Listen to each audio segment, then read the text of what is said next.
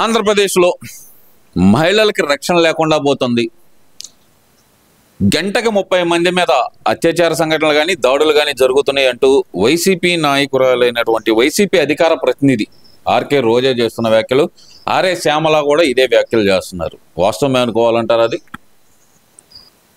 అందరికీ నమస్కారం అండి. రోజా గురించి శ్యామల గురించి మాట్లాడాలంటేనే నిజంగా అసహ్యంగా ఉంది.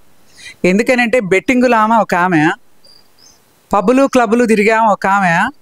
నువ్వు 5 ఏళ్ళు నీకు పర్యాటక శాఖ మంత్రిగా ఇస్తే నువ్వేం వరగబెట్టావు? ఈ రాష్ట్రానికి ఏనాడన్నా మహిళల మీద కూతవేటి దూరంలో జగన్మోహన్ రెడ్డి ఇంటి దగ్గర రమేశ్రీ అనే అమ్మాయి మీద దాడి జరిగితే కూతవేటి దూరం సీఎం ఇంట్లో నుంచి బయటికి రాలేదు, పరదాలు కట్టు కూర్చున్నాడు. నువ్వు రాలేదు, నీ హోంమంత్రి రాలేదు, మీ మహిళా కమిషనర్ రాలేదు, ఎవ్వరూ రాకుండా మీరందరూ 5 ఏళ్ళు నోరు మూసుకొని మహిళల మీద దాడులు, అత్యాచారాలు, మానభంగాలు జరుగుతూ ఉంటే కళ్ళుండి చూడలేని గుడ్డిదానిలాగా కబోదిలాగా బతికిన మీరు ఇవాళ మీరు విమర్శించే హక్కుందా? రా, నీకు దమ్ముంటే చర్చకి రా. అప్పుడేం జరిగినాయో ఇప్పుడు మహిళలకి ఎంత రక్షణ ఉందో మేము చెప్తాం, మీ హయాంలో ఏం జరిగినాయో చెప్తాం. మీ ఇక బెట్టింగ్ శ్యామల గురించి మాట్లాడాల్సిన అవసరం లేదు. ఆమె ఏంటో, ఆమె చరిత్ర ఏంటో, ఆమె బతుకేంటో, అసలు వాళ్ళ గురించి కౌంటర్ ఇవ్వాలంటే కూడా మా విలువలు దిగజార్చుకున్నట్లు అవుతుంది. కాబట్టి ఇంకా రోజాను శ్యామల మాట్లాడేదాన్ని పరిగణలోకి అసలు తీసుకోవద్దు. ఈ రాష్ట్రంలో చంద్రబాబు నాయుడు గారు వచ్చిన ఈ 7 నెలల 10 నెలల కాలంలో మహిళలు చాలా రక్షణ సుభిక్షంగా ఉన్నారు. కాలేజీకి వెళ్ళే పిల్లలు, ఉద్యోగాలు చేసుకునే ఆడవాళ్ళు, కూలి పని చేసుకునే మహిళలు, చదువుకునే పిల్లలు అందరికి కూడా ఇవాళ రక్షణ చట్టం లాగా ఇవాళ చంద్రబాబు నాయుడు గారు రక్షణ చట్టం లాగా ఉన్నారు.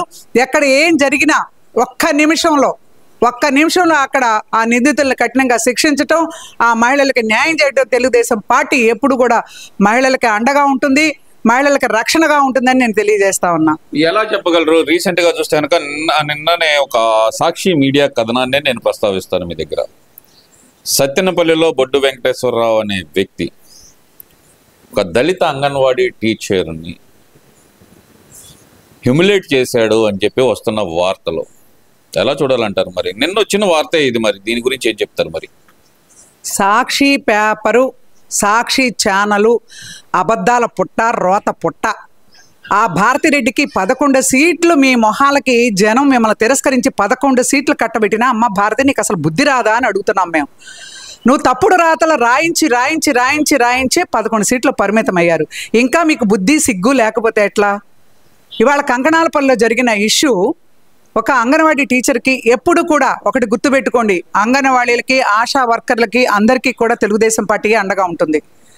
గత 5 ఏళ్ళు మీరు అంగన్వాడీ టీచర్లని రోడ్ల మీద దీక్షలకి ధర్నాలకు కూర్చున్నా కూడా మీరు పట్టించుకున్న పాపాను పోలా. 2 సార్లు జీతాలు పెంచి అంగన్వాడీ టీచర్లను ఆదుకున్నటువంటి ఘనత చంద్రబాబు నాయుడు గారిది. ఇవాళ అంగన్వాడీ టీచర్కి ఒకళ్ళ వల్ల ఇబ్బంది జరిగింది అనుకోగానే ఆ టీచర్ వచ్చి అక్కడ స్థానిక ఎమ్మెల్యే కన్నా లక్ష్మీనారాయణ గారి దగ్గరికి వచ్చి నాకు ఇలా జరిగింది అనగానే ఆయన అవతల వ్యక్తి ఏ పార్టీ ఏంటి అని కూడా చూడలేదు. ఇవాళ మీరు పార్టీలు కులాలు అంటగడుతున్నారు దరిద్రంగా.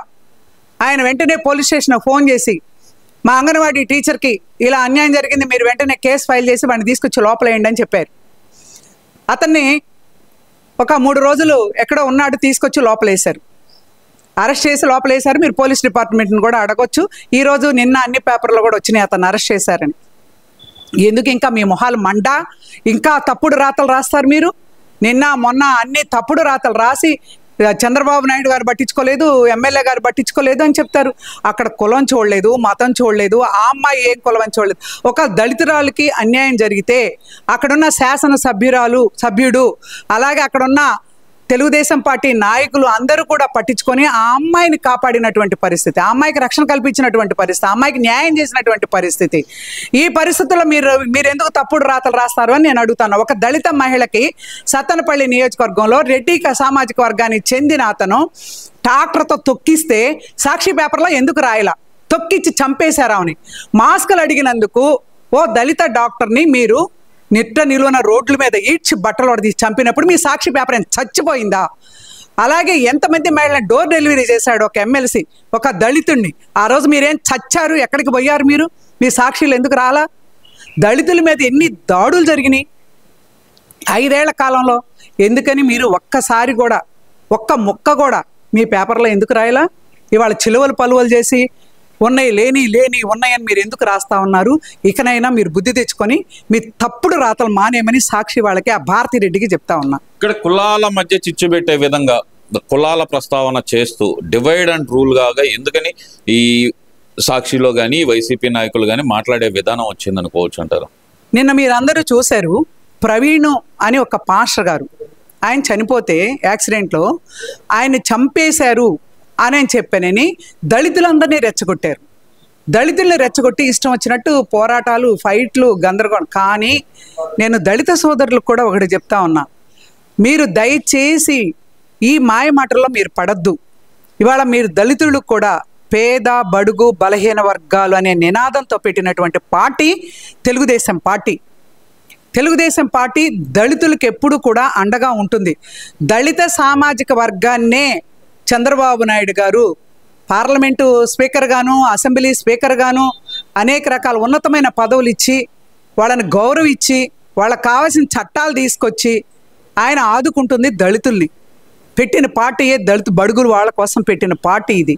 మీరు దమనకాండ 5 సంవత్సరాలు దమనకాండ చేసినటువంటి రాక్షస పరిపాలన నుంచి ఈరోజు మీకు విముక్తి లభించింది. ఇవాళ మళ్ళా కుల రాజకీయాలను రెచ్చగొడతా ఉన్నారు. సాక్షి పేపర్తో పాటు వైసీపీ నాయకులందరూ కూడా వాళ్ళు గతం వెనక్కి తిరిగి చూసుకుంటే మనం ఎన్ని తప్పులు చేశాం, మన తప్పులకి వాళ్ళ ప్రతిఫలం ఏంటి అని వాళ్ళు రెక్టిఫై చేసుకోకుండా ఇవాళ మళ్ళా కూడా దళితుల్ని రెచ్చగొట్టి ప్రవీణ్ పాషా గారి విషయంలోనే మొన్న చూసాం, రాష్ట్రం మొత్తం కూడా అట్టుడిగిపోయేటట్టు ఇది అతను చనిపోలేదు, చంపేశారు, పోస్ట్ మార్టం రిపోర్ట్ ఇలా చేస్తున్నారు, పోలీసులు అలా చేస్తున్నారు, ప్రభుత్వం కూటమి ప్రభుత్వం ఇలా చేస్తుంది, దళితులందరినీ రెచ్చగొట్టారు. దయచేసి దళితులు ఎవరూ రెచ్చిపోవద్దండి ఏ విషయంలో కూడా. వీళ్ళు ఇప్పుడు చేయగలిగింది ఏమీ లేక దళితులను అడ్డం పెట్టుకొని రాజకీయాలు చేయాలని, అలాగే మహిళలను అడ్డం పెట్టుకొని రాజకీయాలు చేయాలని వీళ్ళు అనుకుంటా ఉన్నారు. వీళ్ళు అది కూడా ఆలోచన కూడా చాలా తప్పుడు ఆలోచన, చాలా భయంకరమైన ఆలోచన అది. ఎందుకనంటండి దళితులు ఇవాళ అట్టడుగున ఉన్నటువంటి దళితుల్ని పైకి తీసుకొచ్చి మీకు అన్ని రకాలుగా కూడా మీకు రక్షణ కల్పిస్తున్నటువంటి ప్రభుత్వం తెలుగుదేశం ప్రభుత్వం. అట్లాంటి తెలుగుదేశం ప్రభుత్వానికి దళితులందరూ అండగా ఉండండి. మీకు కావాల్సిన ఏ ఉన్నా చంద్రబాబు నాయుడు గారు మీకు అంచెలంచెలుగా నిన్న కాక మొన్ననే బాబు జగజ్జీవన్ గారి మనం జయంతి చేసుకున్నాం.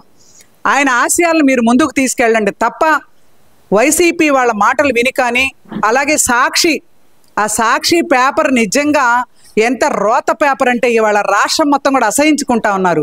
ఆ భారతిరెడ్డి నీకు ఒకటి చెప్తా ఉన్నా, నీకు కూడా భవిష్యత్తులో ఏదైనా బయటకు వచ్చి నలుగురిలో తిరిగే అవకాశం కూడా లేకుండా పోతుంది.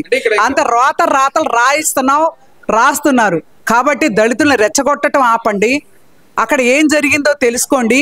ఇవాళ అంగన్వాడీ టీచర్లకు కానీ, అలాగే ఆశా వర్కర్లకు కానీ, అలాగే మహిళలు డోకరామ తల్లులకు కానీ అందరికీ కూడా వాళ్ళకు కావాల్సిన వనరులు కల్పించి వాళ్ళని ఆదుకుంటున్నటువంటి ప్రభుత్వం తెలుగుదేశం పార్టీ ప్రభుత్వం. కంకణాలపల్లి అమ్మాయికి మా కన్నా లక్ష్మీనారాయణ గారు శాసనసభ్యులు అక్కడ అండగా ఉన్నారు. పార్టీ అంతా అండగా ఉంది. అతన్ని కేసు ఫైల్ చేయించి అరెస్ట్ చేయించింది కూడా కన్నా లక్ష్మీనారాయణ గారే. మీరు అంటున్నారు మరి ఆ అమ్మాయికి ఇబ్బంది కలిగింది అని చెప్పి వీడియోలు పోస్ట్ చేసిన ఈ సాక్షి మీడియా కానీ, కథనాలు రాసిన సాక్షి పత్రిక కానీ ఒక నిందితుడిని అరెస్ట్ చేసిన తర్వాత ఎందుకని దాన్ని ప్రసారం చేయలేకపోతుంది అనుకోవచ్చు అంటారు? ఈ రోజు అన్ని పేపర్లో వచ్చినాయండి. నిందితుడిని అరెస్ట్ చేశామని డిఎస్పీ గారు కూడా స్వయంగా అన్ని పేపర్లకి ఇచ్చారు. అది అంటే ముందుగా వీళ్ళు ఇలా తప్పుడు రాతలు రాస్తారని ఎవరూ ఊహించం. ఆ అమ్మాయికి న్యాయం జరిగింది చాలు అనుకున్నాం. కానీ వీళ్ళు రాసిన తప్పుడు రాతలకి మళ్ళీ వాళ్ళ పోలీస్ డిపార్ట్మెంటే ముందుకొచ్చి ఇలా జరిగింది, మేము అరెస్ట్ చేసాము, అతన్ని లోపలేసాము, ఆ అమ్మాయికి 100% మేము న్యాయం చేస్తామని చెప్పి పోలీస్ డిపార్ట్మెంట్ వాళ్ళే ఇవాళ పేపర్కి ఇచ్చారు.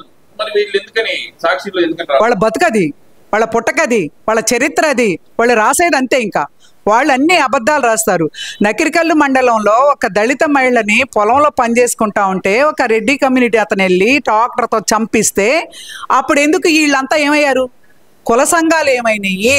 మరి మీ సాక్షి ఛానల్ ఏమైంది? సాక్షి పత్రిక ఏమైంది? భారతిరెడ్డి ఏమైంది? అట్లాంటివి మీ కళ్ళకు కనపడవా? వాస్తవాలు మీకు కనపడవు. అవాస్తవాలు చిలువలు పలువలు చేసి మీరు పబ్బం గడుపుకోవడానికి చేస్తున్నారు. ఇది కూడా జనం ఎవరు నమ్మే పని లేదు. దళిత సోదరులందరికీ కూడా నేను చేతులెత్తి నమస్కారం చేస్తున్నా. మీరు వాళ్ళ మాయలో పడొద్దు, వాస్తవాలు తెలుసుకోండి. మీకు తెలుగుదేశం పార్టీ కూటమి ప్రభుత్వం మీకు అండగా ఉంటుంది.